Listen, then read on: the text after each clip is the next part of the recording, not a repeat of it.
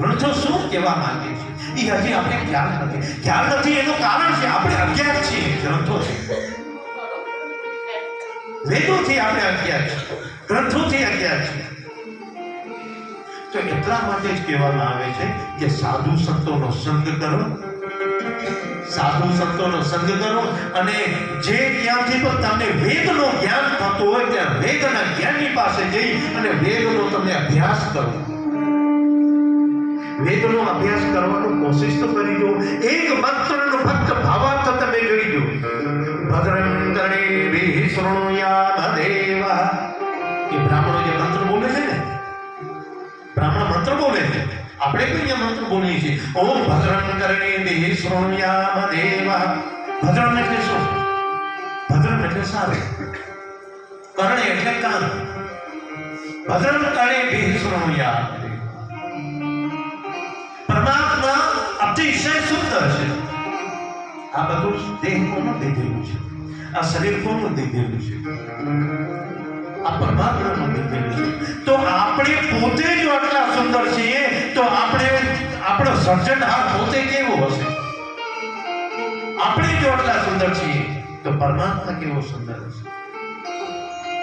એટલે ભદ્રં કર્ણેભિઃ શૃણુયામ દેવઃ.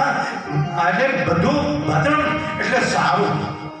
એક વખત તમે વેદના મંત્રોનો ઉચ્ચાર અને વેદના મંત્રોનો અર્થ જાણવાનો તમે કોશિશ કરો, તમને ખૂબ આનંદ આવશે. ત્યારે તમને ખબર પડશે કે વેદ આપણે શું કહેવા માંગીએ છીએ.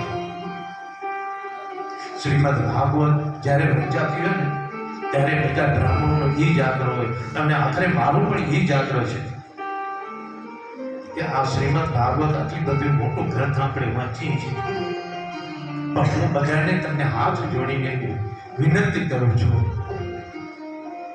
કે તમે બીજું કાંઈ નહીં પણ જતી વખતે આખી ભાગવતમાંથી કોઈ એવો એક સાર તમે ભેગો લઈને જાજો કે જેનાથી કરી અને આ ભાગવત તમારું આખું હૃદય પવિત્ર કરી નાખે.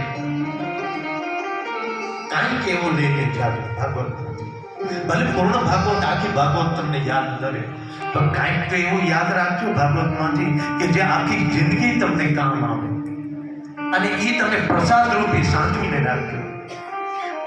તમને પોતાને એમ થશે કે આ એક ભાગવતનો ફક્ત એક જ મેં ભાગવતનો અમુક અંશ મેં મારા હૃદયમાં ઉતાર્યો છે, પણ જો આખી ભાગવત જો યાદ કરીશ તો મારો તો બેડો પાર થઈ જશે. પહેલા આ તમારી એક શરૂઆતી છે. આપણે સ્કૂલમાં કોઈ વિદ્યાર્થી ભણવા જાય ને તો એક ફેરે બધું લેસન નથી દે, ધીમે ધીમે